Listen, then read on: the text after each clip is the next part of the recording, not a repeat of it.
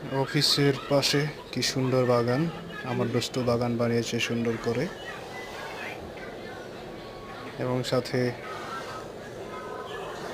আমার এক কলিগ। দেখেন কি সুন্দর বাগান অফিসের পাশে বারান্দায়। আপনারা একটু বলবেন, এই গাছের নাম আমি জানি না। আরেকটা আছে বড় এই যে এইদিকে।